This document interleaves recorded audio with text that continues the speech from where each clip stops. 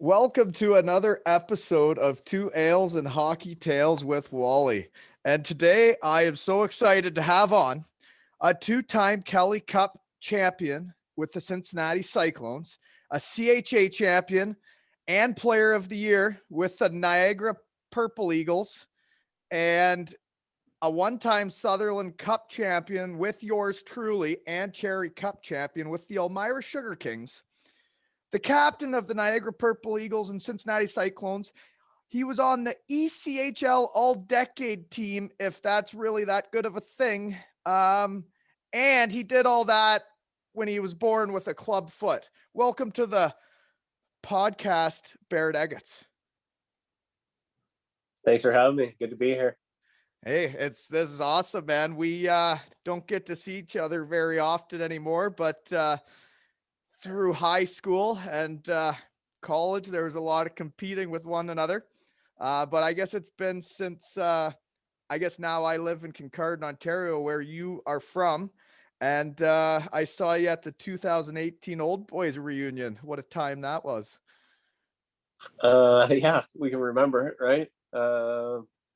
Yeah, that was a pretty wild weekend. That would have been your first one, right? Actually, because I had the cottage up here, so I was always coming up here. But the last one, because it's every 10 years, right? Yeah. The one in 2008, I had to go back to Germany July 1st, and I had to miss it to run around a track in Germany in the middle of the summer. Yeah. So no, it was my first one I really got to enjoy. Yeah, it was quite the experience. So yeah, I would say '08 was more fun for me because I would have been 10 years younger and single and no kids, nothing, less responsibilities, and have a little bit more fun, but we're at that perfect age for it. Well, why don't you explain to the listeners what I guess what the Old Boys reunion is and what a Shirttail Parade is, because I think that was always the highlight of the event.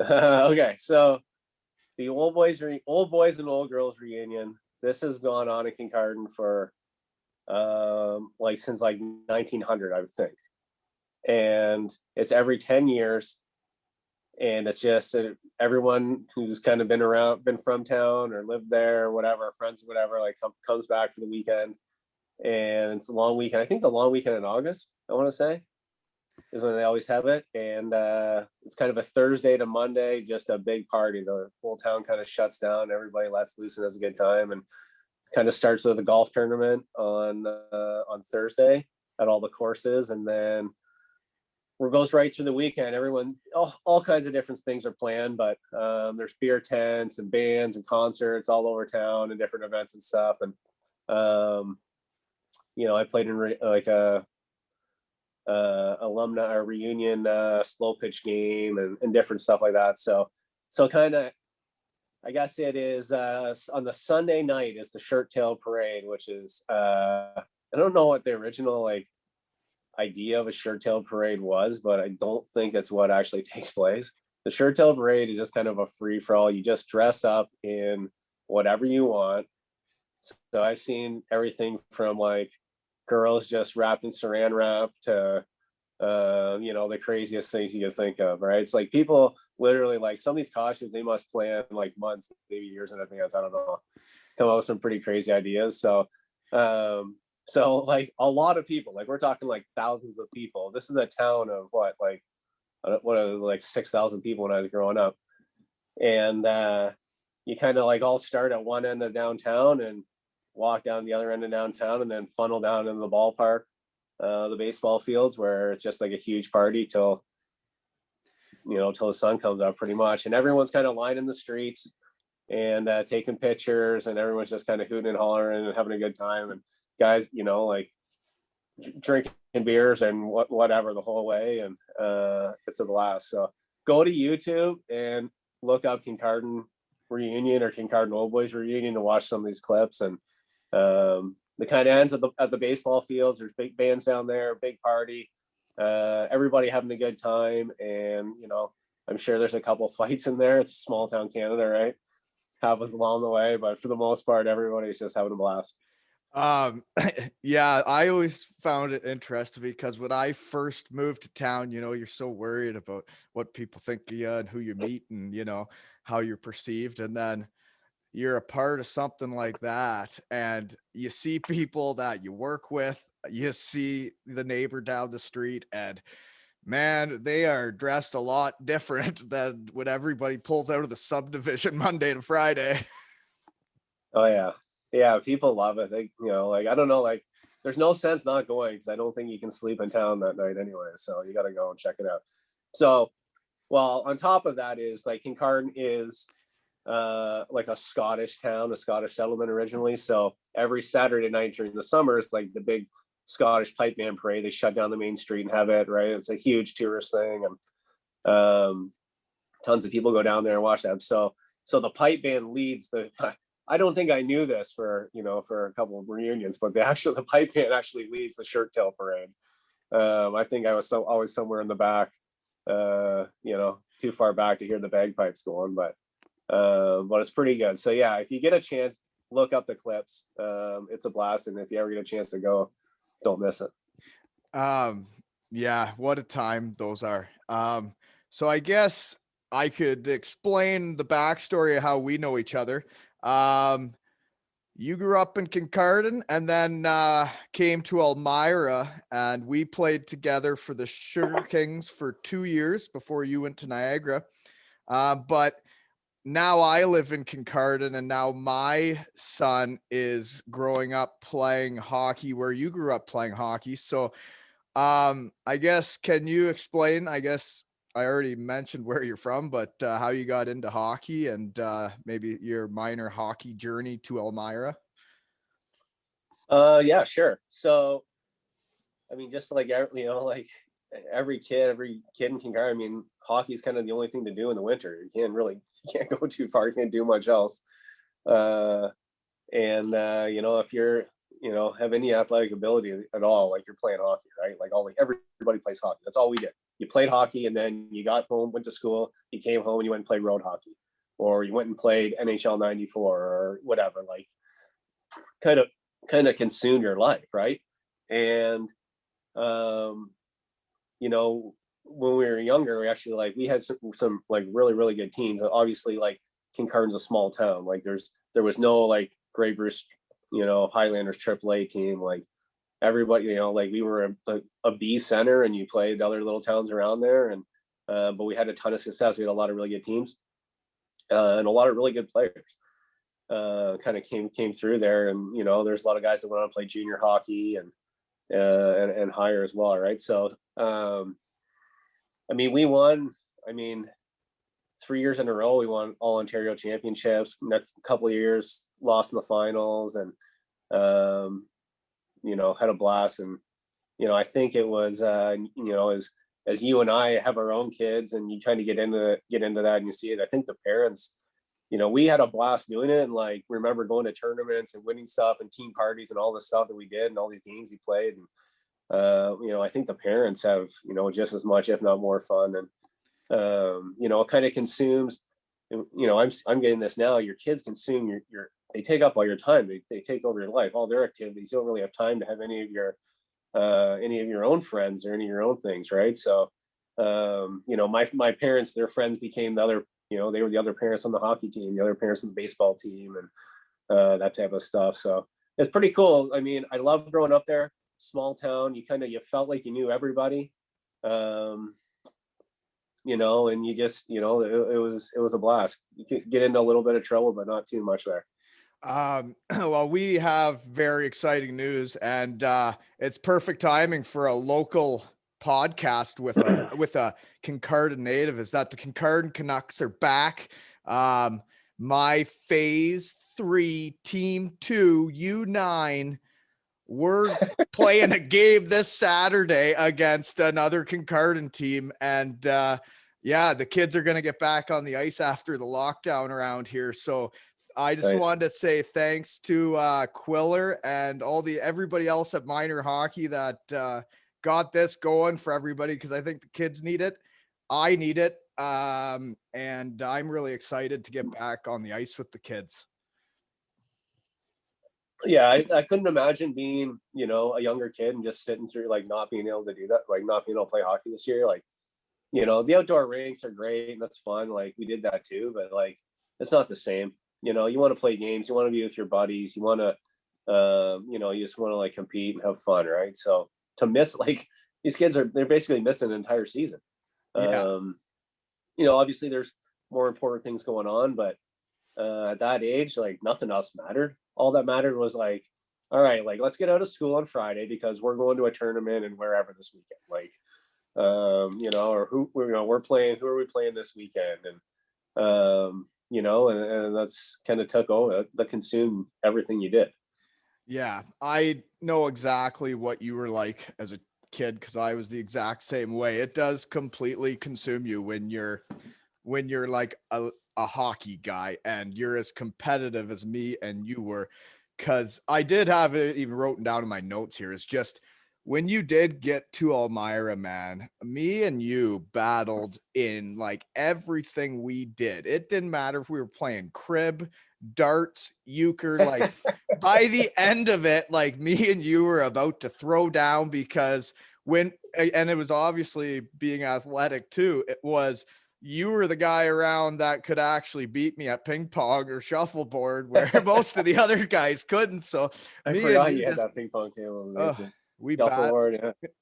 we battled to the death back in our junior days. And then that Jeff VanNynatten there, he would be sweating so much playing ping pong, the body odor, my goodness, like the whole basement would stink. Eh? Do you remember that? Yeah, he's something else. I still can't figure that out. I guess the fact that he's a farmer kind of fits him now, but he's one of a kind. I don't know. He's definitely one of a kind, and that scent, I tell you, that was one of a kind too. Because I'm not surprised he became, what is he, a pig farmer, right? Yeah, I think pigs or chickens. I don't know. Well, I talk about guys that are intense. You know, like was I 2 years in Elmira with him and 3 years in college with him, and you know, he's an awesome goalie. He was like hyper competitive, like, but he did everything in life like that. Like we had a ping pong table in the room in college, and like he thought he was the convener and setting up everything. I thought he was the best player. And, like, everything, like just like, you know, like a fun day out on the ice, just screwing around. Like, he's throwing elbows at guys, and but gotta love him. Yeah, I remember there were soccer games before. We'd be like in the playoffs of the Sutherland Cup finals, and we'd play soccer before a game. And he would get so You guys did. I did not. You guys did. right, but I wasn't having any part of that. he would get so into it that I remember him like body checking one of our captains, Adam Hogg, into the like a brick wall from behind just because he wanted to win the soccer game so bad before we were playing like the real to warm up for hockey. He the one game he like, I don't know, like screwed up Dave Hardy's testicle. Dave Hardy couldn't play the game. Do you remember that?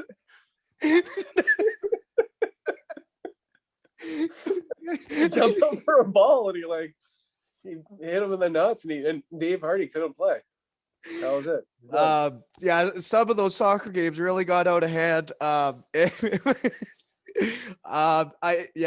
could do a whole podcast just on Jeff VanNynatten stories. I absolutely know that, and I guess that's we really skipped over. I guess your first championship and why. I think in life, when you win championships, because I've seen you've won a heck of a lot, is it changes your relationships with people through life because you didn't lose your last game. You won your last game, and it's a positive feeling at the end of the season.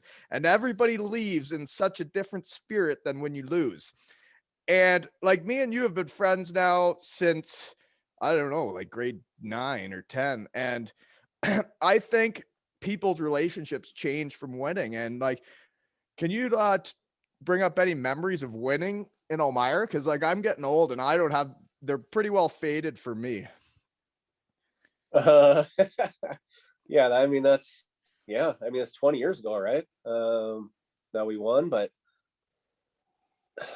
Sure. I don't know. I think I've got a really good memory of like just weird stuff, like certain games, I can remember, like certain games that we won or games we lost or how we lost them or who scored. And not consistently every game, but just some stuff just sticks in my head. And I don't know, but as much as like,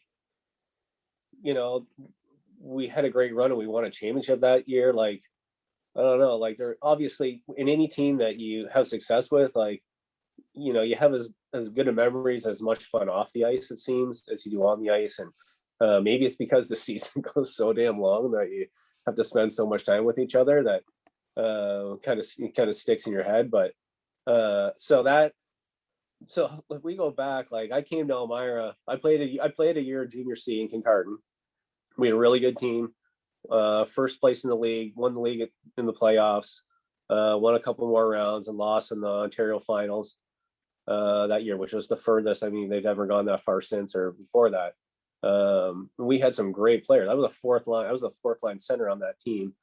Played well, had some success in the playoffs, played a little more in the playoffs, but then fast forward it to like 4 or 5 months later, and I'm in Elmira, and like I was like on the second line. I'm like, I could barely stick in our junior C team lineup last year. Like, are we going to be any good this year?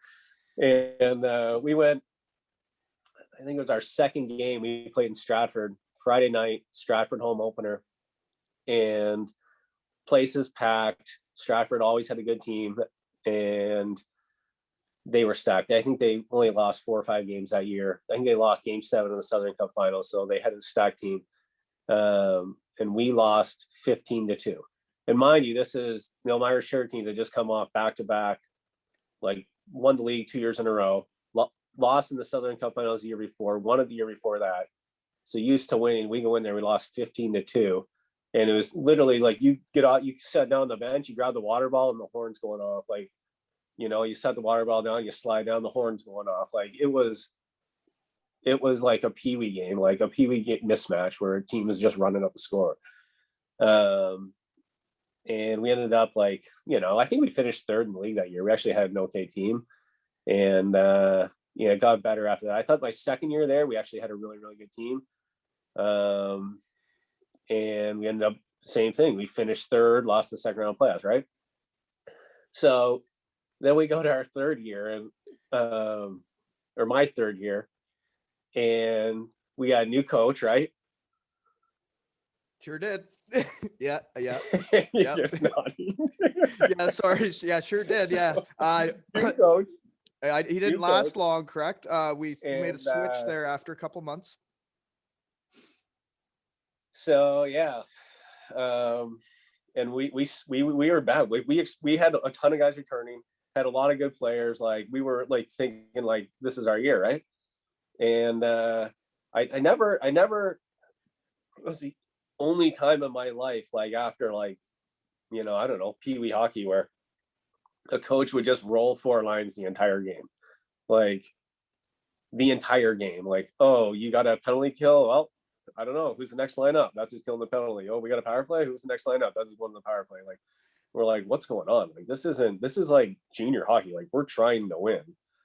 2 minute left in the game, pulling the goalie. Well, you think you're gonna put your best players out there? No. Whoever's lines up next will just go out. I'm like, okay, well, we lost. Shocker. And we were good. We were like 6th or 7th place in the league. Couple months into the season, right? And I don't know, like I think, well, I'll take a little bit of credit for it. I think I was kind of the person that pushed the hardest from the player standpoint anyways. I think we all felt it, but I was an assistant captain of that team. What I would say, especially like for me, I guess I'm 16 turning 17 that year maybe. And yeah, when you think back in junior, if you get a coach, you're not gonna usually rock the boat. You're not gonna say anything, because if your coach doesn't like you, that can affect things. So that you had the cojones to do that really helped, because it got us a Sutherland Cup by the end of it. Yeah, I don't think that wasn't happening if things would have stayed as is, right? I think agree on that. But well, and I think kind of when that all went down is kind of like right around like when I committed to going to Niagara, I knew that was my last year there. I wasn't, and I think I was just, like, as long as what all of us were, we were just fed up with the way things were going. But I mean, that was a hilarious, that was a hilarious couple of months, some of the stuff that went on in that team. And then we were good, right? Had a good run, and then we still finished third. Like I felt like we were like a way better team. We still finished third. And like there was a better league that year. Like we played Kitchener, I think, in the first round. And like it wasn't like a sweep. Like I think it was like 6 games. Like we won in overtime in game 6, won in like 6 games the next series, and then but once we got rolling, finished out, won the league, and then I don't know, this kind of all kind of blurs together when you get in a playoff run, right? Like you go through like 3 rounds of playoffs in your league, then you go, you play another month. Like it's like 2.5 month run. But it just kind of, it kind of all blends together just because you're playing. Okay, 1 or 2 days off, playing again. You don't have much downtime. You don't have a whole lot of time to kind of sit back and think about things. Just moving on to the next game. Well, when you think back on that team, we had a good team. Like the career you put together, like mine wasn't that bad. Lackner, Hogg, and then all the old boys that didn't quite make it out of junior B, but they were all very good players. The Darren Fishers, Ian Fearman, all those guys, like we were a very good team and we were deep. Yeah, we had we had good goaltending for the most part. I remember. So do you remember I guess for those who know, so Jeff VanNynatten was our goalie. Our other goalie during the season was Brock McGillis, right? And Errol Carman, who, by the way, said he's going to come on the podcast, and he is the national goalie for Team Turkey. So there you go. You heard it here first. Yeah, he's coming on the podcast. The Team Turkey goalie Errol is coming on. We haven't seen each other since junior B either. So there you go. Nice.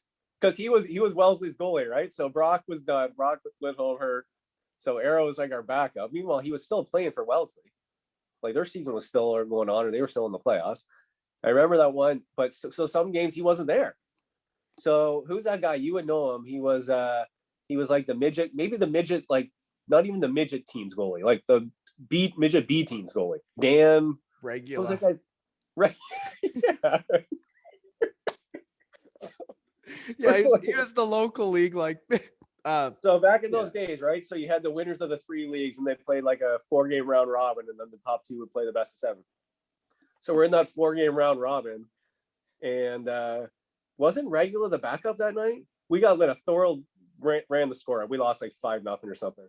And it had to have been in the second period. It was near the end of the second period, and they made it like 5-0 or 4-0.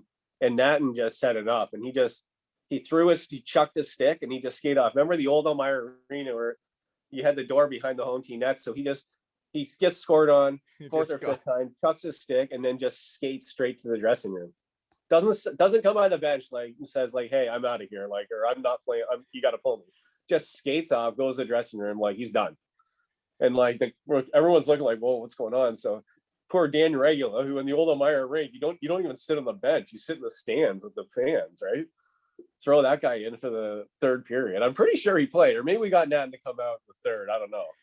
I can't remember that. Your memory is a little bit better than mine, but I did get his last name. But yeah, Nats is like, what a beauty. I would go to war with that guy anytime, because like you said, his competitive streak, man, like when me, you, and him were playing ping pong in the basement, like I think that really shapes people and kind of got me to where I was, because like me and you battling through high school was exhausting.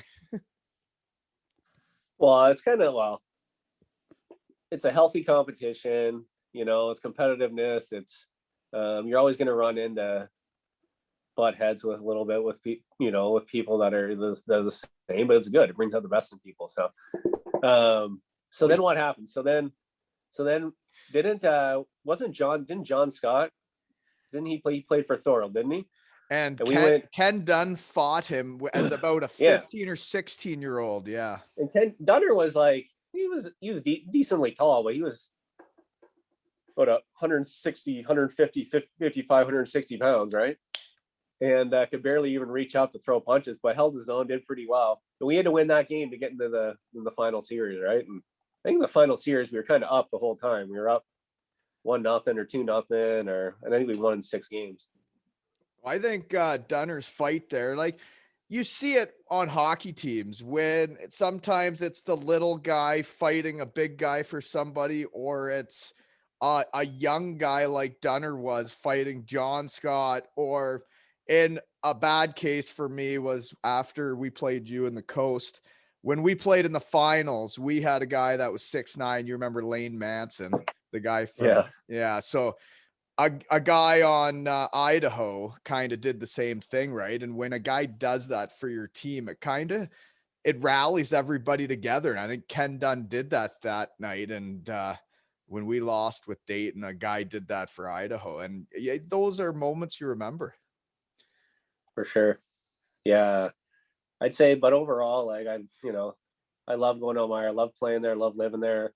For me, like anybody can Kincardine, a few years older than me, whatever, like anybody that went to play junior B, like they were going to Owen Sound or Listowel, like nobody went anywhere else really. Then kind of Durham had a tier 2 team or Metro League team. Some guys went there, but like I think it was good for me to kind of get away from all that, go somewhere different, and force you to grow up a little bit quicker maybe. And like I will say, like first month or two is rough. Like it's rough moving away from home when at that age, and not knowing. I didn't know a single person when I went there, right? Yeah. Like I don't know what that's like, because I never had to do that, right? So right. That would be, yeah. So, but I mean, it's an hour and a half away from home. It's not like it was across the country, but still was good. Still saw my parents are there. They're there pretty much every weekend, whether a road game or a home game, and so it was a lot of fun. Elmira's a great junior town. They supported really well. I've been back to the new arena once. I think when they opened or whatever, I went back, but like I miss that old rink. It's not the same. It's not the same without it. No, definitely not. That was a great rink. I think we've spent enough time on this though, because we got a lot of stuff to get into. No, it's all good because we got like a lot of other stuff to get into, but we did want to mention, right, that Elmira was supposed to have a big reunion this year, and due to COVID, they can't have it, but me and you are both part of it, and it's too bad we can't have that. So Elmira will be there whenever it's going down, right, Barret? Yep, for sure.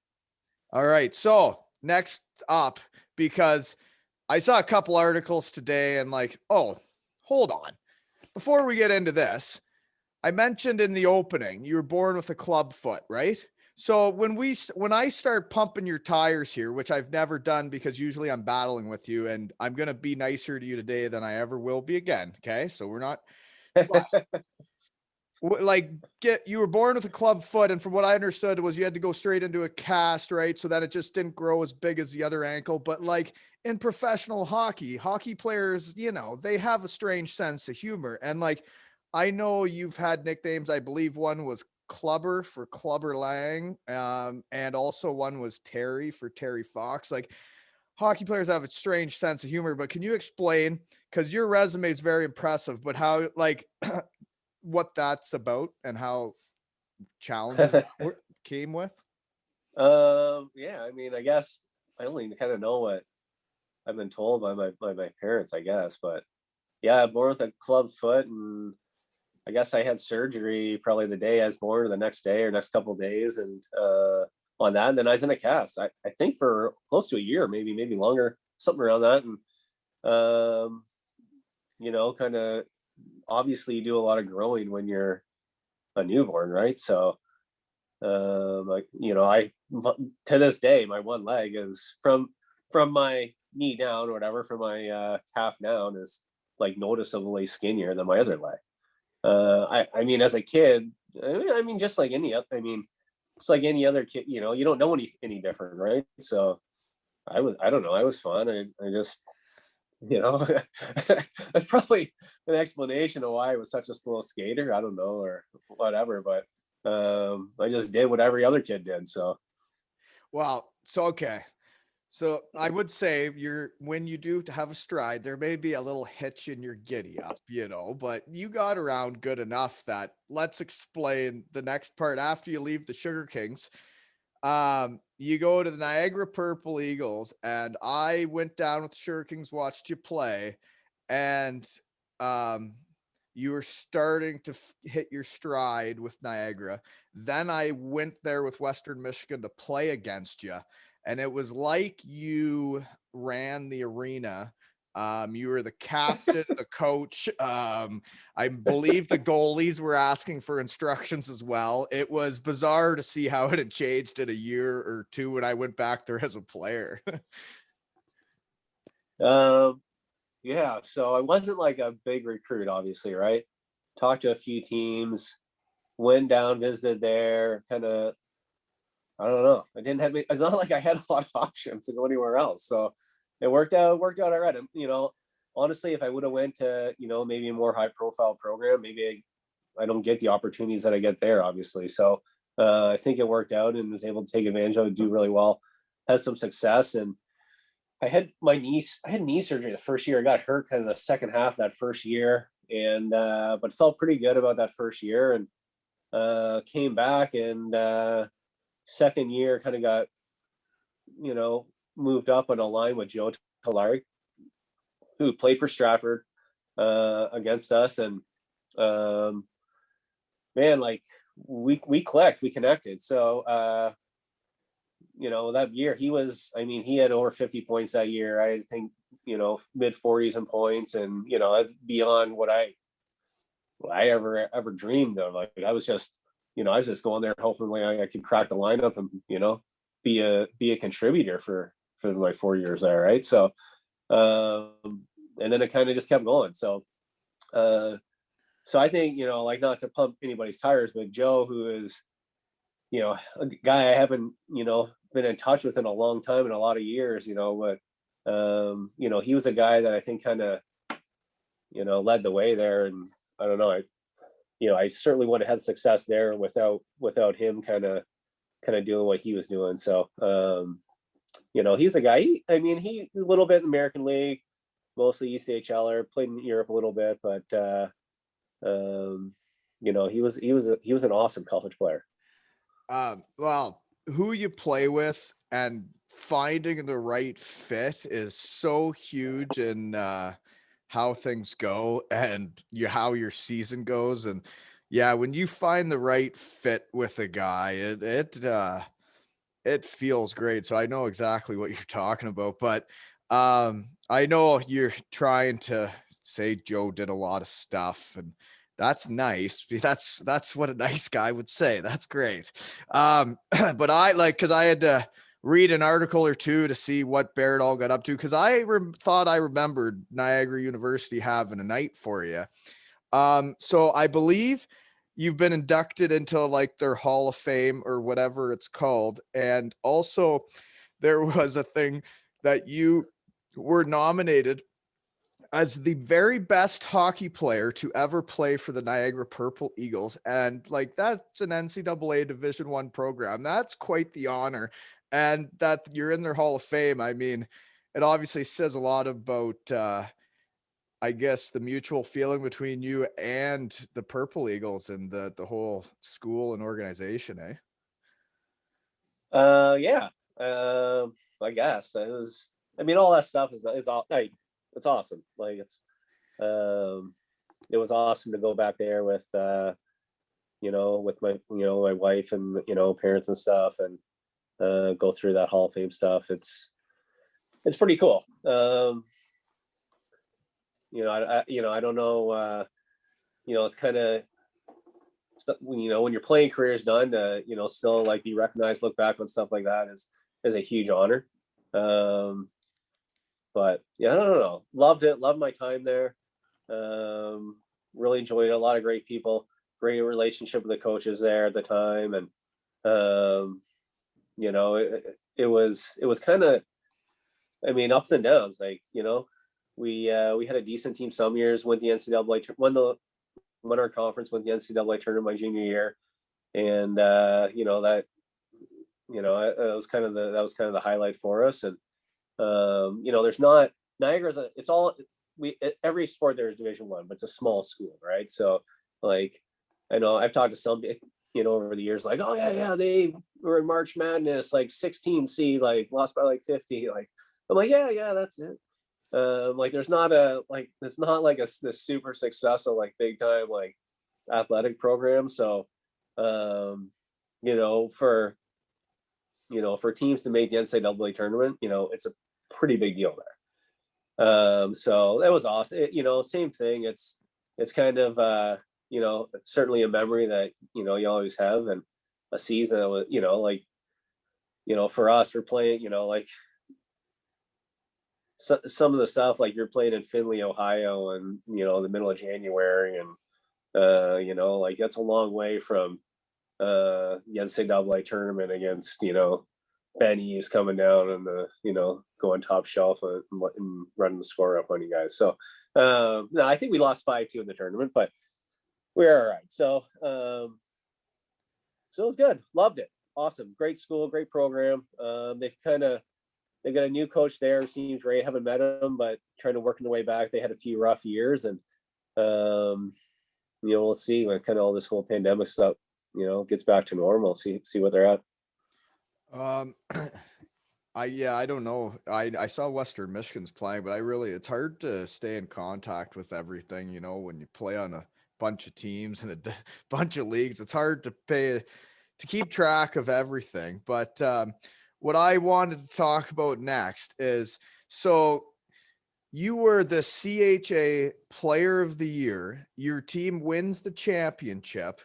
So you probably, and that's after not being a big recruit. So like, in my opinion, in hockey players, is there are people improving at different rates, and every kid slows down and how fast they're getting better based on their age and all that. It's different for every kid, right? But you're obviously improving at a drastic rate from being a small-time recruit to being the Player of the Year and winning the championship, and being the captain of the team. You don't get a chance to sign anywhere. You can't get out of there, or like you don't want to, or like how do you end up having that good of a year and then not getting any professional looks? Is it your ankle? Is it the ankle? Are they still judging you? No, I don't know. I mean, well, for what, like, I wasn't a big guy, I wasn't a strong guy, I wasn't a fast guy. You're that's just like the most competitive little bugger around. But it was funny. So like, I remember that first year I went to Niagara, and like, I'm feeling pretty good, like pretty good last year in Elmira, won the championship, like, here we go, like, whatever, get in the lineup, we'll see how things go. And I remember, like, you do, they have the captain's practices and stuff where I'm like, oh my God, look at how good these guys are. Like, look at how big and strong these guys are. Look how fast some of these guys are. Like, look at the hands on some of these guys. I'm like I'm screwed. Like, I'm lucky to even be on this team. Like, can I even get in this lineup this year? Like, I thought I was way out of my league. And whatever, the real practices started. The first weekend came. I was like on the fourth line, and whatever, like, didn't play that much on the Friday night. And then on Saturday, I guess the second line center didn't play very good either, because I was now the second line center game 2 of the season. And I was kind of like, oh, whatever. I didn't think I really did much last night, but and we had a good night, and it stuck. And I played on that, as the second line center for the rest of the season. So funny story is, the guy that was a second line center, who was a second line, played on that line the whole year before. He was a senior on the team. His name was Tom Clayton. And I don't know if you're familiar with Tom Clayton. He's from like Binghamton, New York. And he was actually made us a little bit more awkward, but his stall was right next to mine in the room. So he was immediately like pissed at me, like it was my fault. Like I took his spot in the line, right? wouldn't even give me the time of day, like whatever. So for a few weeks anyways. And so he ended up like, he got a little bit out of control. He got kicked off the team about around Christmas time. Did some dumb stuff, and he ended up going to play in the U-Haul the rest of the year. But what is that show? It's not the Fifth Estate, is it? Was that? I think that's a Canadian show. It's something like that in the U.S. But so it came out. So anyways, I would see him. I would run into him because when I was playing in Cincinnati, Elmira played in the coast there for a few years. So I ran into him a couple of times, and when I was in Elmira, and he wasn't playing anymore. But we got along fine.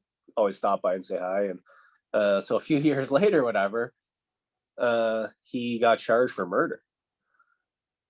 You didn't know this? I wasn't keeping track of the Purple Eagles. Okay, so yeah, it's a pretty big story. Well, it was a murder for hire plot. He hired like a guy that worked for him to murder his wife, and yeah, not to get too graphic here, but yeah, so he's locked up. So, and this was the guy you took his second line job. Yeah. Geez, that could have gone wrong for you. Yeah, he's a little bit of a loose cannon apparently. Yeah, I would want his ice time. Like, no, you're good. You take the blue jersey this practice. So, how did we get? Oh, geez. Okay, so you're on the second line. So, but then what about like pro? Like, what happened? So my last, so when I was a senior then. So that guy didn't try to kill you, right? No, but you're on the second line. You're doing better, but then you start playing with Joe Talari. Was that your sophomore, junior year? Yeah, my sophomore year, we had a guy who our first line center was Hani Karu, a guy from Finland, and he was kind of going the other way in his hockey career, but really talented. Those like kind of those Scandinavian guys are like built like an ox, like they're just thick and dense and strong, like you can't move them. Like that was him. But as the year a couple years went on, he would have been a junior then. He's a year ahead of me, and he came back like really out of shape and kind of not too motivated, and I kind of moved up to the first line, and we kind of ran with it. So so when I finished up my senior year, not a whole lot of a lot of guys will go play those last 10, 15 games of the season or whatever, right? So not a whole lot of interest. And I ended up going to Rochester for a little bit. Like they were the best team in the league. They were first place overall. And that was the year of the lockout too. So that was probably a big part. That was the year of the lockout.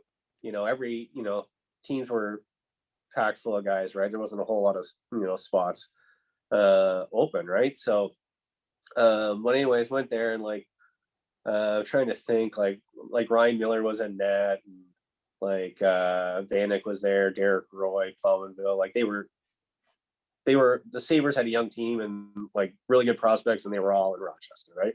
And they had a great team. They were really, really good. So went there and didn't last long, and cut down to the playoff roster or whatever. And I went back to school, and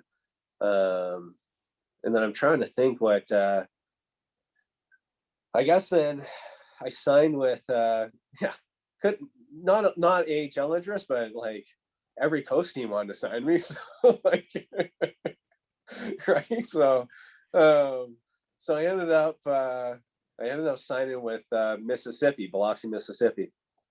I thought, this is great. Go down south, take the golf clubs, like the warm weather, rinks right across the road from the beach. This is going to be awesome. And so then that's Hurricane Katrina came through about a month before the season started. Wiped out everything. So destroyed the town, destroyed the arena. So the season's canceled. We don't even have a team anymore. So same thing. I think that was the Beaumont, Texas team too. They canceled their season. So right there, you got another 40 guys scrambling, looking for somewhere to play. And I ended up signing in Toledo, who was like really wanted to sign me throughout the summer. So And I went there, went to Toledo in training camp, and it was like, like, hey guy, like I don't think I'm really fitting in the lineup here. Like saying this, like some of the other guys are like, oh, what are you talking about? Like, I don't know. I don't really feel like this is gonna work out for me. Like I thought I was doing fine. Had a couple of goals in the preseason games, and sure enough, a couple of days before the season started, like, oh well, we're trading you. I'm like, oh, okay. So got traded to Utah, and at that point, I'm like screw this. Like I just like I'm ready to like no matter what. I don't know. Like you just get it's tough some of those situations, right? You get stuff and thoughts in your head. And like, is this even worth it? Like, what am I doing? Right? I haven't even started a full season yet, and I'm already like packing stuff up and flying across the country. Like so. So I went to Utah, and it was all right. Like, it wasn't. I'm not gonna say it was amazing. There's some good things about it. Our season started out all right. Our team, it ended terribly. We got swept in the first round of playoffs. We had a decent group of guys, but I love playing out west. We flew everywhere. Great road trips. Like we went to Vegas. There's teams in Vegas, San Diego, Anchorage, Victoria had a team then, Boise, like Phoenix. There was great road trips. I love that part of it.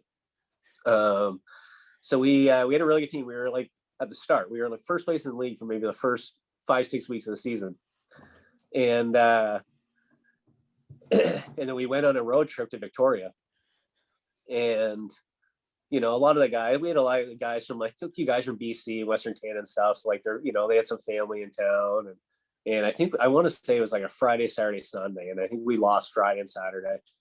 Coaches weren't happy, and then we played the Sunday afternoon, and we ended up winning. I think we won in overtime. So we got like a flight, like to get from like Salt Lake City to Victoria, BC. Like we flew to Seattle, took a bus across the border, then took the ferry across to the island. Like it's a joke.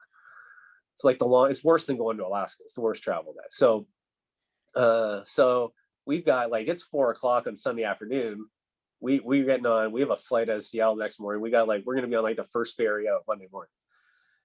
So our coach is like, okay, whatever. Like, guys, it's 4:00 in the afternoon. Like, and he wasn't a guy to give a lot of curfews or anything. But he's like, let's have a curfew tonight, 12:00, midnight curfew. We gotta be on the bus at like 5 or 5:30, right? So whatever. We all, we're the whole team, pretty much the whole team is out, and we're all this one barn. Victoria's like this. If anybody hasn't been there, it's like this. There's a big harbor comes in, and like like hotels on one side of the harbor, like downtown, like bars and stuff on the other side of the harbor. So like too far just to like walk back in like 5-10 minutes. And we're all having a good time. I'm looking at that time, like, guys, like said a call, I'm like, hey guys, like it's like 11:30. Like, why don't we, let's get, round the boys up, let's get going here, right? They're like, oh, no, we're fine. I'm like, so finally, like, I'm like, all right, like, whatever. I'm not the most responsible guy, I don't think. So I'm a rookie on the team, right? But it's midnight. I'm like, all right, I'm gonna go out and get a cab. I'm heading back. So I get in a cab by myself. I head back. There had been 15 guys still out there. And go back to the hotel, and I walk into the hotel, and like there's the two coaches sitting there, like like, all right, missed curfew. I was 10 minutes late or something. Go out to my room or whatever. Well, so I'm feeling like pretty down, right? and so I get up the next morning. We get on the bus, and like the coaches sat there and they watched every guy walk in. They said like, there was like, they said every 5 or 10 minutes, 1 or 2 guys would walk in the hotel, right? So the whole team just kind of, busted for curfew. The coaches pissed. I don't know if he's more pissed that we missed curfew or more pissed that we, lost, 2 out of 3 games to Victoria. It was like the last place team. So we're flying back, and he's, the coach is not even really around here. He's doing his own thing. Anytime you see him, he's on the phone. We're like, oh, he's trading somebody. So we land in Utah. This is a long story. We land in, and it's not that good. We land in Utah, and just go with it, man. and guys are like, you get off, the plane lands, you turn your phone on, right? This is flip phone days. And, guy's got a voicemail. And you listen to his voicemail. He's like, my buddy that plays for Augusta just left me a voicemail. He's like, three of their guys got traded to our team.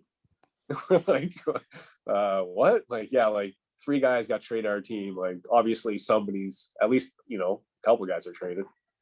So sure enough, like, get back to the airport, and before you even head home, like 2 or 3 guys went back to Augusta the other way, and I wasn't one of them. Thankfully, I guess, maybe, but and then kind of then, like, we just, like, our season went downhill from there. Like, the one guy we traded for had played in Augusta a year before, and like, like in the South, it's all bus trips, obviously, right? Well, this guy, he got hurt. We had some home games then, and then he got hurt, and then we had a few more home games. He missed like the one road trip, and then he goes to we're flying to, like, California or whatever to play. And we're walking the airport, and he's like, man, like, I don't like flying. And I'm like, okay, whatever. Like, lots of people say that, right? And it's like, no, I really don't like flying. And I'm like, okay, well, it's like, you're a grown up, like, you'll be fine. Just get on the plane, stop whining. So we're heading to the gate. He's like, hey, I gotta run to the bathroom. Like, can you just, grab my, had a, I don't know, a backpack or computer bag or something like that. He's like, can you take it? So I'm like, yeah, whatever, me there. We never showed up. So the plane's loaded, and I'm always like, hey, I'll wait till the very end, last guy in the plane, just go in and sit, right? Well, I'm waiting for him. He's not showing up. I'm like calling him, texting him. He's not showing up. Our rest of our team is on the plane. It's just me, the ticket agent, and like saying, and the lady's like, are you getting on the plane? I'm like, well, yeah, but my buddy, I'm waiting for him. Like, he's not answering his phone. Like, so I was able to get like one of the coaches to come off. This guy had locked himself in the bathroom stall and refused to come out. Because he didn't want to fly, and he's a hockey player. Wouldn't come out. Wouldn't come out. They couldn't get him out of there. So I said, hey, like, whatever, I'm getting on the plane. And meanwhile, like in the coast, you get to, January, February, and, like, there's NHL injuries and call-ups, AHL injuries and call-ups, coast injuries and call-ups. Like, I think we were going on a California road trip with like 4 defensemen as it was, and he was one of them. So I get on the plane, the head coach is like, where is he? I'm like, he's locked in the bathroom stall. Like, he's not coming. He's like, you're kidding me. I'm like, no, like, he's not coming on the plane. So whatever. So so finally he's like, all right, not coming on the plane. He went back to the apartments, got in his car, and drove. Because you always, you're flying a day early, right? So it might have been a Thursday, early in the day. He got in his car and drove. He got to, I think we were playing Stockton or Fresno or Bakersfield.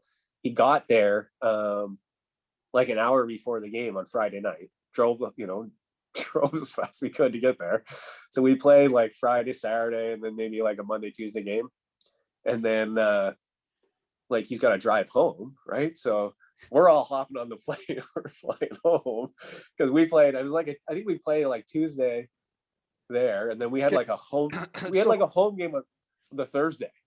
But so, like, this guy's hockey career must be over after that, because you have to be able to fly to be a professional hockey player. Well, especially you're in a division where it's all flights. So he got back, like, same thing. He drove back to like a snowstorm, like had to drive through the mountains in a snowstorm, got back like literally as we're at the rink for the like Thursday home game. And he played that weekend, and then he quit. That was it. Never saw him again. I never saw anything like it. Like, he was terrified. That wouldn't, it's tough to find that out when you try to be a pro hockey player.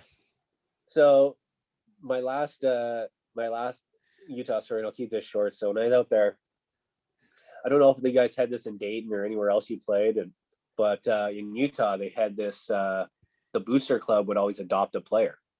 So they would adopt a player, and they'd like, I don't know, like they'd like give them like little care packages once every couple of weeks or something like that, right?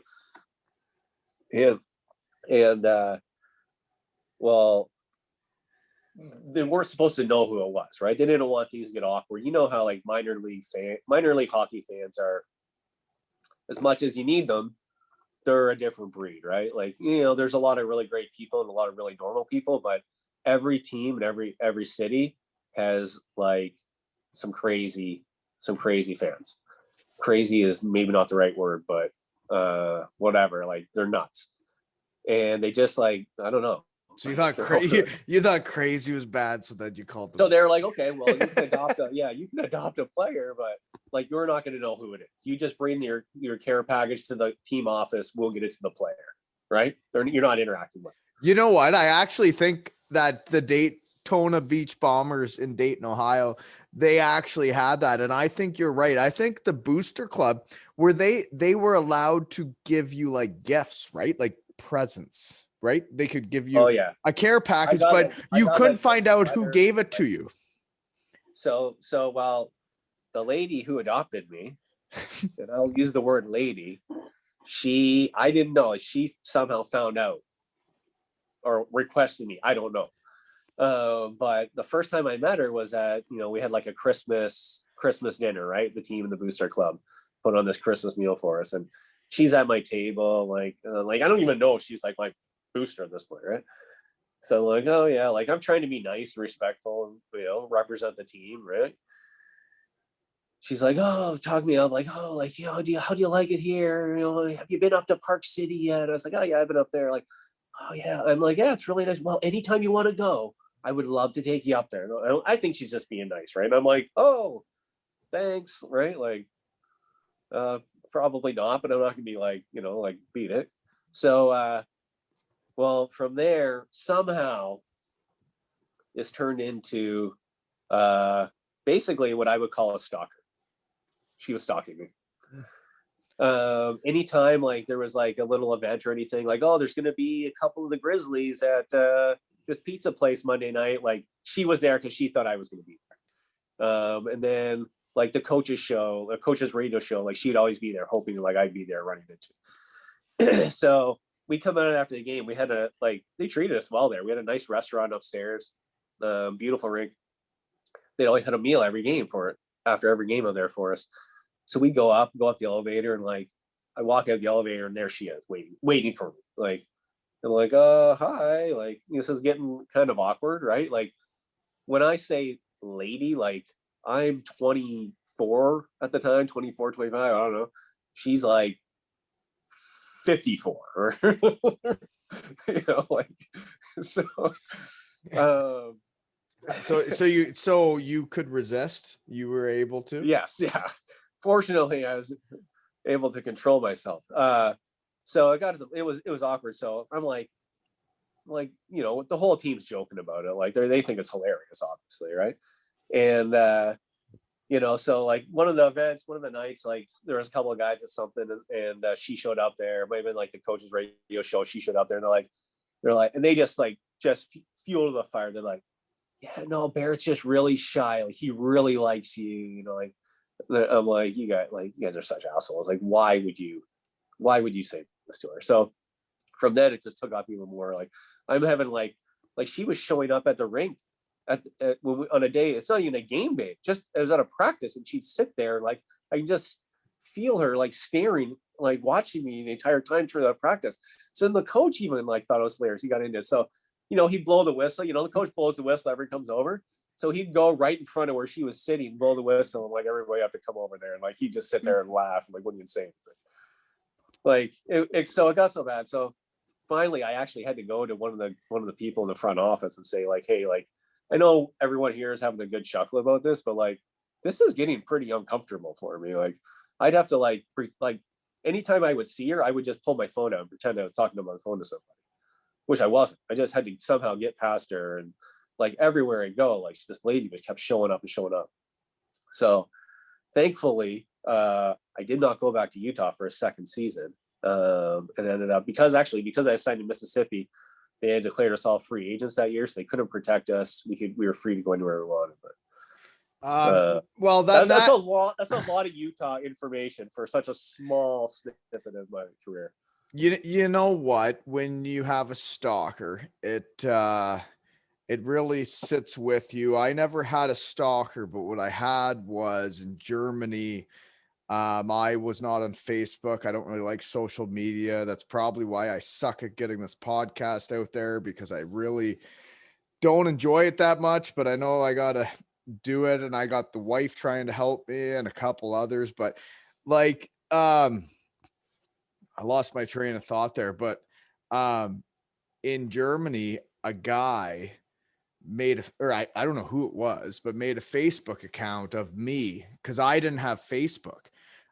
So they made a Facebook account and they were me, and they had all my hockey pictures up there, and they were requesting to be friends with like every guy across the league, and I'm playing games against other teams, and got like, this was, I guess when I was in Denmark was when it really got out of hand, because I wasn't even in Germany anymore, and this guy had been doing it, I guess, for 2 years. And at that point I got to Denmark, and then Danish guys were like, what's this dude's problem, and I don't know him, why is he trying to be my friend? And I'm like, I ain't your friend. I'm not trying to be your friend. And yeah, so I get it, and that stuff sticks with you. So, okay, we got to move on though, even if it creeps you out still. We got to get into Cincinnati, because you're an ECHL all-decade team player, and I don't think that's from your time with the Utah Grizzlies and your favorite fan. Yeah, I think that's so yeah, that was a fan voted thing, and like I think there was certainly some recency bias on that because we won the Kelly Cup in 2008 and 2010, and I don't know. I don't know. I was kind of shocked when that came out, but I don't know. I guess you kick around to one place enough. I don't know who rallied all the votes, but it wasn't me. Well, when I was looking at your elite prospects, because I could have sworn, and I didn't have time, but I could have sworn Carl Hudson played with you at a point. I feel like you guys know each other. Yes, I thought we talked about this when I knew Carl, or when we were hanging out, and so you wanna I just want to, Carl. I just want one. I know, we've been getting carried away here, and we should get into winning championships and whatnot. But like, Carl's a dear friend of mine, and at one point when we were in Cardiff, this was before their beautiful children, was that they were talking about moving to Alaska and living off the land once he was done hockey. He's a simple man, yeah. So simple but complex. Ones, but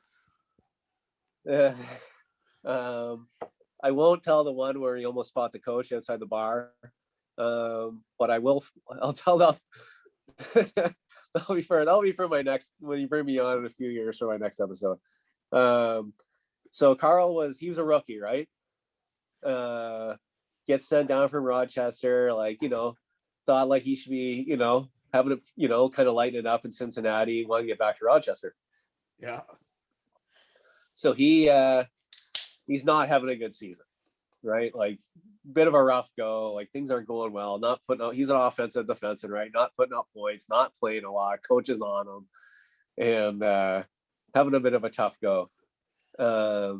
So the Carl loves to, like, kind of gets in, when he gets into the whiskey, he can turn pretty quick. And so it was like a Wednesday night. We had like a Wednesday night game. We'd always, like, over across the river, there's a bar that like have us over. They just like a little promo thing, try and get some fans to come after. They give us a meal after the game. And, sometimes, depending on the night, guys would, there'd always be a group of guys that would, stay out for the night or whatever. So we had practice the next day. Carl gets into it that night with some of the other guys, and they get a cab home. Responsible, right?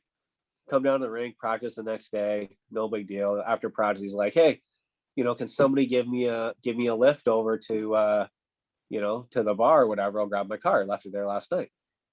Somebody drives him over, and he's like, they're like, okay, like, where'd you park? He's like, oh, I parked there in the parking lot outside.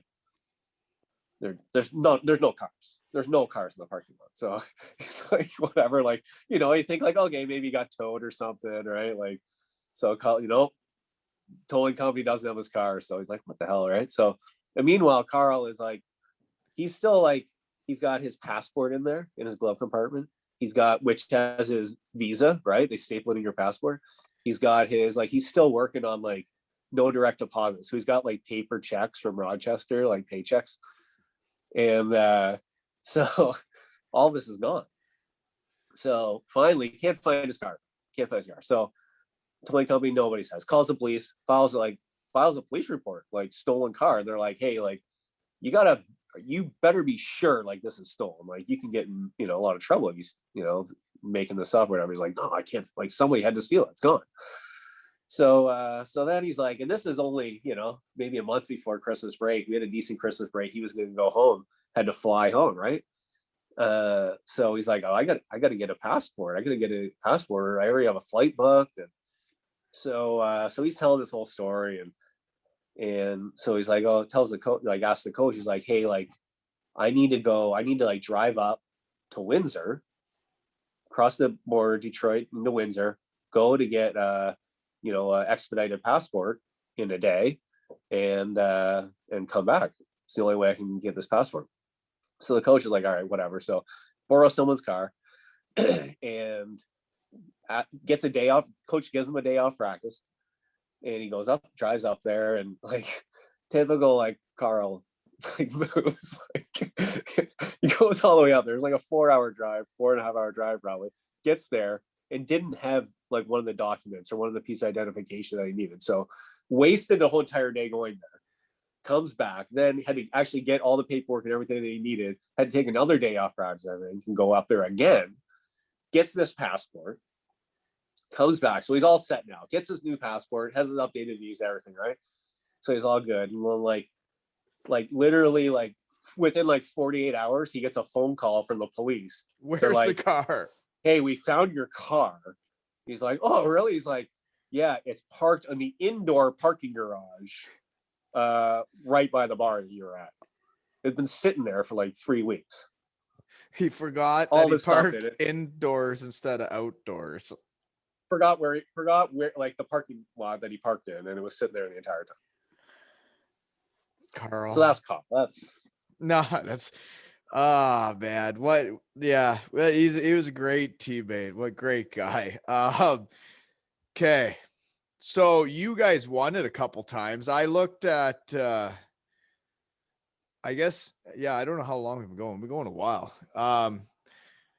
But I guess was there like you won twice in Cincinnati. I saw the one year you had Desharnais who had like twice as many points as everybody else. And then the other year wasn't the same. But like when you say you shouldn't have been on the ECHL all-time team or whatever, like I know that sucks to be on because you should have been called up. And like for me, of all the guys, and this is the only time I'm ever going to pump your tires like this. I will never say another thing like this to you ever again, because the next time we'll hang out, we'll be playing cards or something and it'll be go time.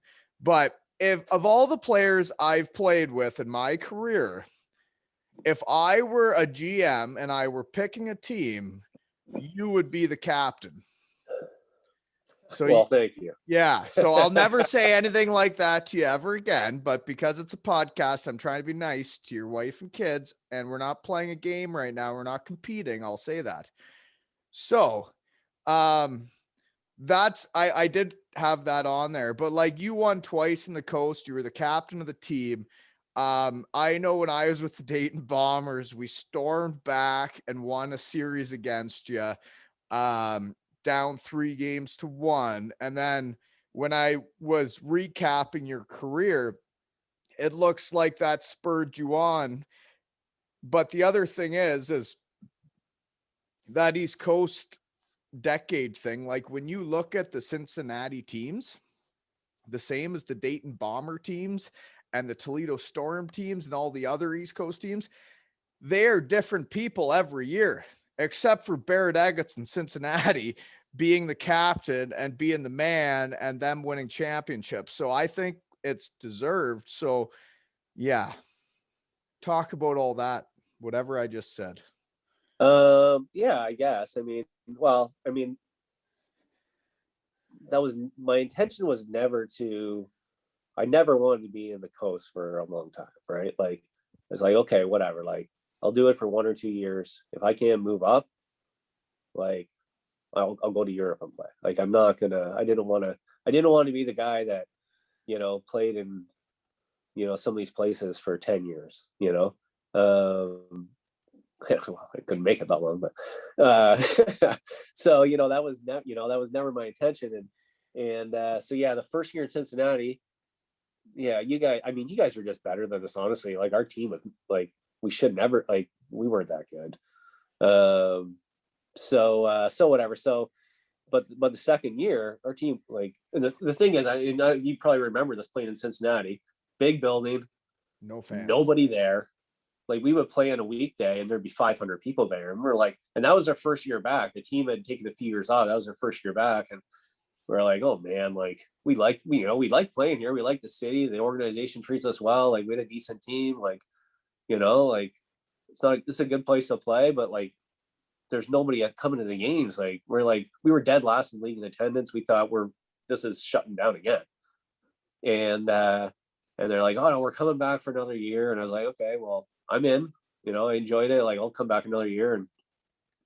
And we came back, and we were affiliated with Hamilton, Montreal, and Hamilton, right? And then that second year too, I think we were affiliated with Milwaukee and Nashville too. So we got a lot of guys sent down, some really good players, but it's kind of rolling the dice, right? Like,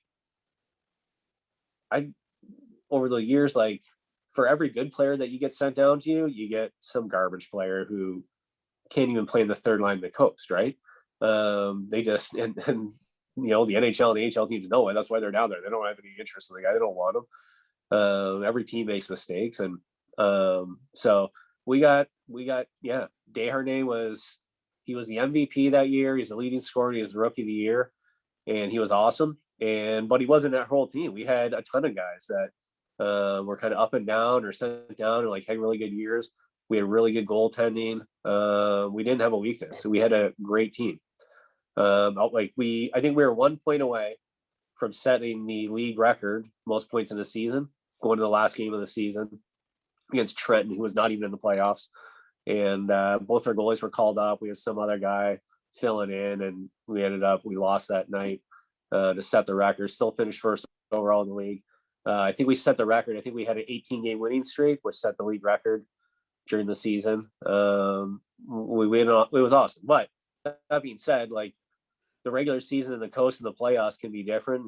Other teams get guys sent down, get guys back, whatever, get guys healthy. And I think we swept Johnstown first round. The second round, we played Reading, and like, we were down 3-2. Ended up winning game 7, and they had a great team too. But went on, beat South Carolina, and then played Vegas in the finals, and beat them in 6 games. And as that season went on, as we were good, like Cincinnati, I always say, like, especially living there afterwards, like, it's like got to be the worst sports town in America. Like, they don't support their teams that well unless they're winning. Like, if they're not winning, like, they could care less. All of a sudden we started getting good that year, and all of a sudden fans started to come. And even during the regular season, like, we had some big crowds, and our attendance got a lot better. And that night we beat Vegas in the finals. That place was packed. It was sold out. Like, it was kind of crazy to see. And there would have been, I don't know, 7 or 8 of us that started the year before, that made it through 2 full seasons of it, and kind of see where we came from with, like, 500 fans in a building on a Tuesday night in a 15,000 seat arena to, that place, everybody, 15,000 people on their feet screaming as for the last minute of the game as we won the championship was pretty awesome to go through from start to finish on that. But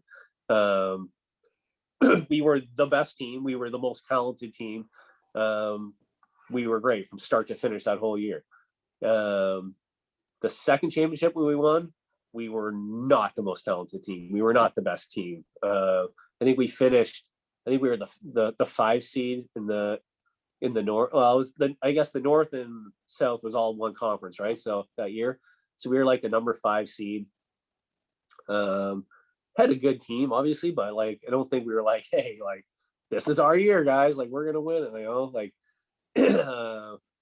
we play South Carolina in the first round of playoffs.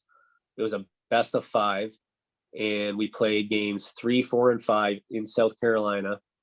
3 games in 3 nights, Friday, Saturday, Sunday. All 3 went to overtime. We won Friday night.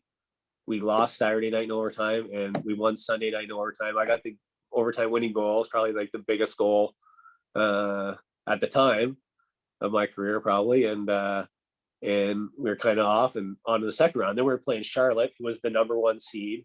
Really good team. And we ended up beating them in 7 games. And then so knocked them off, and then we played Reading, and Reading was like the 7th seed, I want to say. But they had pulled a couple upsets, and their goalie was Dalton. Played he's from like Clinton or Seaforth. Oh, the one that plays over in Asia now. Yeah. That was in the Olympics for Korea. He was the Korea's goalie, right? Yeah, I got a buddy from New Hampshire that's 6'4" and blonde and plays for South Korea in the Olympics. Brock Rudunsky. Yeah. I know the name. So in Dalton, so he stood in his head. We had the first 2 games at home. They beat us, and we were down 2-0. We went to Reading, and they beat us again. We were down 3-0. And it was like a Tuesday. Then they had like Bon Jovi was in, like not doing a concert, but doing like sound checks or something. The rink was tied up like Wednesday, Thursday, Friday. So we're down 3-0. We're sitting in Reading for 3 days, basically just waiting to be put out of the playoffs, right? And it was that Wednesday was Cinco de Mayo, so we all had to like, I don't know if you guys would have played in Reading, right? Like you stay at the hotel, and like there's like those restaurants right there. There's a Mexican restaurant right there. You walk over. So we're all sitting. It's May. It's May. The weather's nice. We're sitting on the patio, spend the afternoon drinking Mexican beers and whatever. The whole team's there, and whatever. We're kind of, it's. I think at the time, like we're not like, hey, we're gonna lose, but you're down 3-0. It's been a long season. Like, all right, whatever. You don't have that many days left. Let's have some fun with each other, right?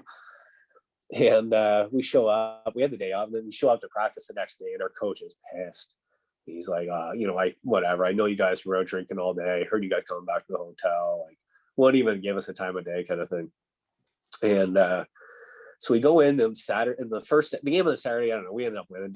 Doesn't really stick in my mind very much. But on the Sunday night, we're beating them again by 1 or 2 goals, and there's like a line brawl at the end of the game, right? And one of my buddies, Ryan Del Monte, like he's literally like baseball bat swinging, like 2-handed guy in the back of the legs, like won't drop his gloves, just swinging his stick, and for like to one of their tough guys, and like getting chased around the ice, and going like just firing everybody up, and like so anyways, they got to hop on the bus to go back to Cincinnati for game 6 and 7, and like 2 days later, game 6, we were down 2-0 early in like the first 10 minutes. Like, oh, here we go again. We got a goal before the end, made it 2-1, and then came back in. We ended up winning 4-2 or something that night. And then game 7 was the very next night, and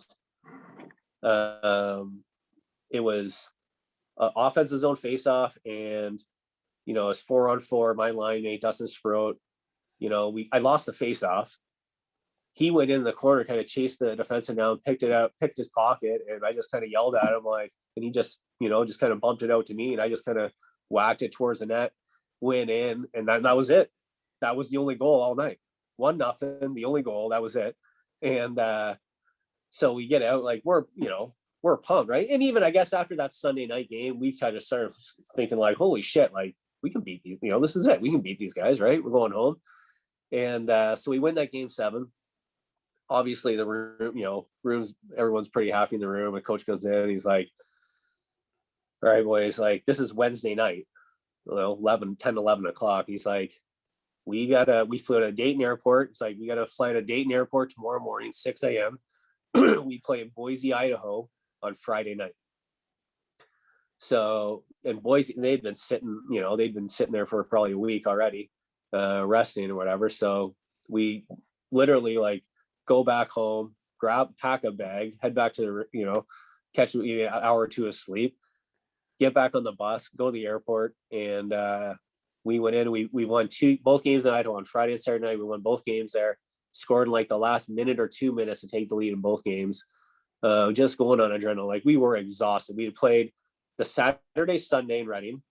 We played Tuesday and Wednesday in Cincinnati, and we played Friday and Saturday in Boise. So in 8 days, that's the East Coast, eh? We played 6 playoff games in 8 days, and we won all of them.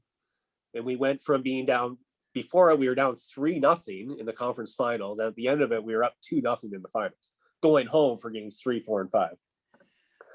So we lost game 3 in overtime, won games 4 and 5, and same thing by game 5 we won it. That place was packed and it was crazy. And that team we were good, but we weren't like the super talented team in 2008. We were like just grinding it out every night. Somebody different stepped up. Everybody contributed. Got timely goals scoring. Got really, really good goaltending from 2 different goalies. Like it wasn't like we rode one guy the whole way, but and at that point, I'm one of the older guys on the team, and it was kind of like almost surreal after. Like a bunch of the guys from Kincardine came down that time. I think there was like 8 of them there in the room after, and like Rebecca, my wife now, is there too. That was the summer before we got married, and the year that we got married that summer, and it's kind of like, I don't know, it's kind of like that's the first time I won a championship where I kind of already won it, right? And not that it made it any less. I was still like really happy and really excited, but I was almost like really happy and really excited for like the other guys on the team. I was really happy, really excited, like, that I could have like friends there. So like they could experience that. I had my parents there both years, but it's almost, it was kind of, maybe it's because I was older, maybe it's because I'd done it before. I don't know what it was, but it was just like a different feeling. And honestly, between the two, I loved being the best team, but I kind of loved like being the team that nobody thought was going to win more. Right. Like, it kind of surprised everybody. So. No, and like, yeah, when you look back on everything, like we keep talking about winning, and that's what it's all about. Like when we won in Elmira, all of us from that team, you could put us all back in a room together right now and we'd all hit it off just like nothing's changed. And it'd be the same with the group you had in Cincinnati, the same that I've had in the places I've been. Like there is, like everybody says, you only win the Stanley Cup. Like the Stanley Cup is the big trophy and that's the only trophy. Well, there's a lot of other leagues in the world and there's a lot of other Stanley Cups to everybody else. And like we grew up not playing for the Stanley Cup, pretending it was, but then our Stanley Cup it ended up being like for you, the East Coast. And for me, I won in Germany and like Denmark. So like, it's still your Stanley Cup. You still get to do everything that they did just because it's not the best league in the world, right? Yeah, for sure. I think too, it's when I look back and like those memories and those years, and whether it was in Cincinnati or in Niagara or in Elmira, like when I think about that last championship in Cincinnati, it's like, well, some of my fondest memories are just sitting around the table at the back of the bus playing schnapps and like having, like you get a big, you have a good weekend or you get a big win or you win a playoff. Like that night we won in South Carolina in overtime. And like we played 5 games in 6 days, 3 in overtime in 3 days, and we won that series. Like there was no, like that was as good a feeling pretty much as winning the Kelly Cup. Like getting on that bus, having some beers with the guys, playing cards, having some laughs. Like that was, it doesn't, to me, like it doesn't get better than that, right? Like that's that's what I think that's what keeps guys playing. That's what, like I look at teams where, that team I played in Utah that, didn't have a great finish to the season, got swept in the first round. Like not all those guys played the next year. You get a lot of guys that like, screw it, I'm gonna go get a real job. Where the teams that won, you look at the teams that won, and outside of a few exceptions here or there, all those guys, they had a blast. They want to come back, and they want to, whether it's on that team or somewhere else, they don't want to give it up. They want to keep doing it, right? So that's, think about, while you talk, playing cribbage, playing pitcher, batter, catcher in your your backyard, or play, like do it, all the goofy stuff, whatever it was, ping pong, shuffleboard, soccer before games, whatever it was, like, it's, you just have a blast with your teammates over the years. And I always think it's crazy how, you show up on a team, and within a week, these guys that you never knew before basically become your best friends. And, it lasts for whatever, 6, 8, 9 months, whatever it is.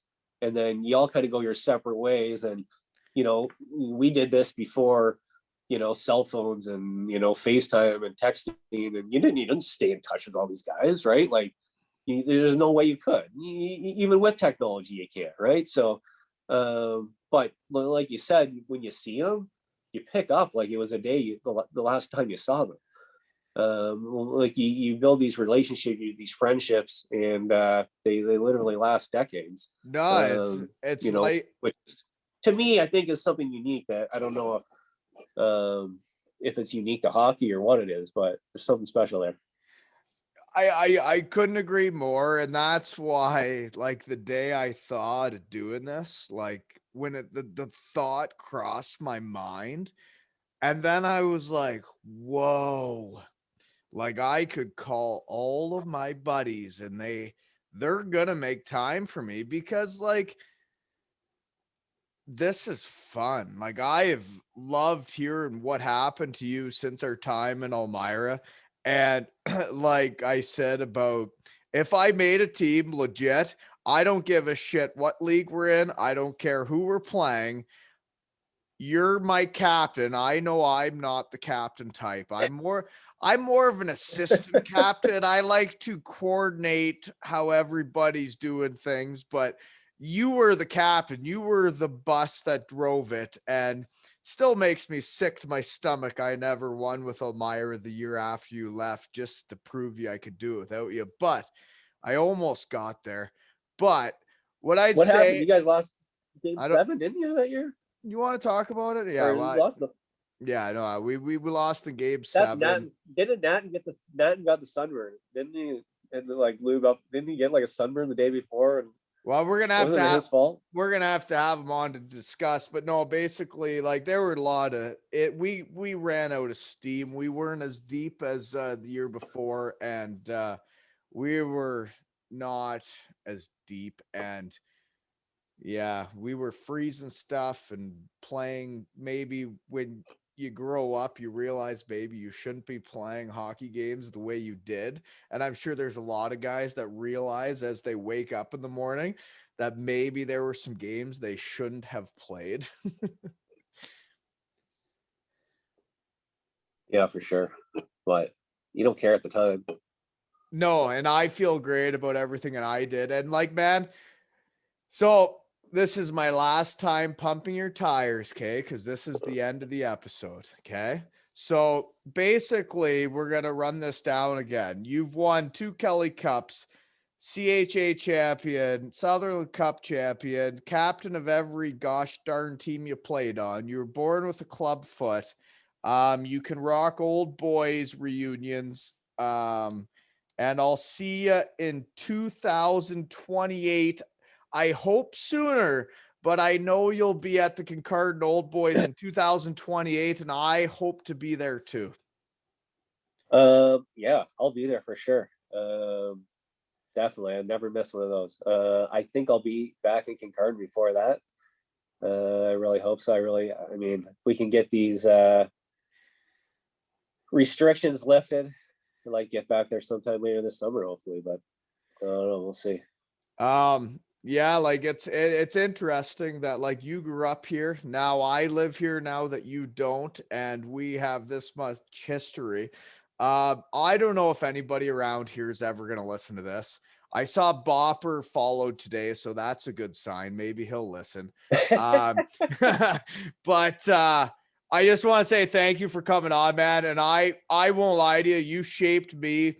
You made me better when I got to Western Mission because I played all those ping pong games. And like, I'm not just talking about the hockey. It's not just about hockey. Like, it was just being competitive. And like, my wife and I can hardly play a game of cards because she was the same way as me.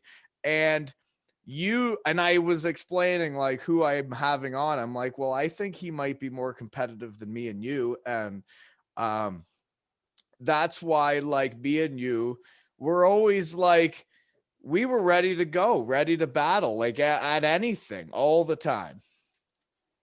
Yeah, for sure. It's good though. Well, it is good, but I will never say a nice thing to you again. So this will be the end of this.